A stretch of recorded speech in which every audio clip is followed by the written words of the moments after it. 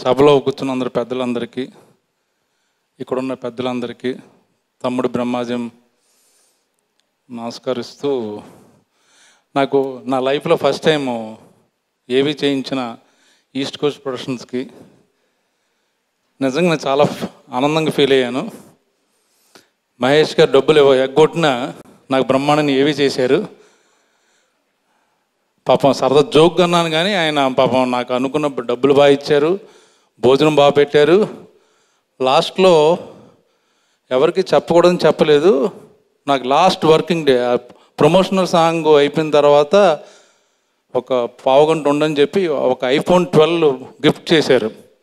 నేనేమనుకున్నానంటే నాకు ఒక్కడికే ఇచ్చారు, మీరు తెలిసిపోతే మిగతా వాళ్ళకి ఫీల్ అవుతారని నేను చెప్పలే ఎవరికి. ఇన్స్టాగ్రామ్లో అట్లా పెడదాం ఉంటున్నాను. తీరా ఈరోజు తెలిసింది చాలామందికి ఇచ్చారు నాతో పాటు. సో చాలా థ్యాంక్స్ అండి. బ్రహ్మాండాన్ని భోజనం పెట్టారు, బాగా చూసుకున్నారు.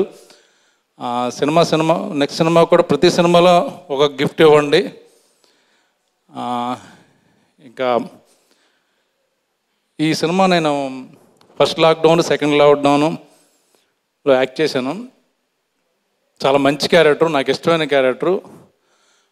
కొన్ని క్యారెక్టర్లు పక్క ఆర్టిస్టులు వాళ్ళతో యాక్ట్ చేయడం చాలా లెర్నింగ్ ఎక్స్పీరియన్స్ ఉంటుంది. నేను ఎప్పుడూ చెప్తుంటాను, నాని గారితో యాక్ట్ చేసేటప్పుడు I just watch him act, I learn something always. Nani గారు యాక్ట్ చేసినప్పుడు అదేవిధంగా సేమ్ సత్య యాక్ట్ చేసినప్పుడు తన డైలాగ్ డెలివరీ నాకు చాలా ఇష్టం. సో అతను చూస్తుండేవాడిని డైలాగ్ చెప్తుంటే, ఆ ఇంటెన్సిటీ అది. సో నాని పైకి వెళ్ళిపోయి ఆ ప్లేస్ సత్యాకి ఇచ్చాడు. ఇద్దరు వెరీ న్యాచురల్ యాక్టర్స్. వాళ్ళతో పాటు వాళ్ళిద్దరితో యాక్ట్ చేయడం యాక్చువల్గా నా అదృష్టం. వాళ్ళని పొగడడానికి కూడా చెప్పట్లేదు. అది very sincere, very realistic. And వాళ్ళ ఫ్యూచర్లో చాలా చాలా పైకి వెళ్తారు. ఎందుకంటే ఇద్దరికీ బ్యాక్గ్రౌండ్ లేదు. సో చాలామంది అంటుంటారు బ్యాక్గ్రౌండ్ కావాలి ఇండస్ట్రీలో అంటారు. బట్ ఇక్కడ ఇద్దరు కూర్చున్నారు, వాళ్ళని చూసి తెలుస్తుంది. It's pure talent and hard work. అది 5 ఏళ్ళు పట్టచ్చు, 10 years పట్టచ్చు. But one day we can see them there on stars position. వాళ్ళతో పాటు అలాగ వాళ్ళ పక్కన తమ్ముడిగా యాక్ట్ చేసుకుంటూ వెళ్ళిపోదామని అనుకుంటున్నాను, డిసైడ్ అయిపోయాను. అలాగా ఇందులో ఇంకా జ్వాలాకర్తో యాక్ట్ చేయడం నా అదృష్టం. జవాల్కర్, సారీ. తను చాలా ఆన్సెట్లో బాగా మా కోవిడ్ టైంలో బాగా టెన్షన్గా ఉంటే తను ఎప్పుడు నవ్వించేది. సీరియస్ పెర్ఫార్మెన్స్ చేస్తూ ఉన్నప్పుడు చాలా బాగా నవ్వేవాళ్ళం. సరదాగా గడిచిపోయేది మాకు టైం యాక్చువల్గా. అలాగే అక్క ఝాన్సీ గారు అదృష్టం, ఆవిడతో యాక్ట్ చేయడం.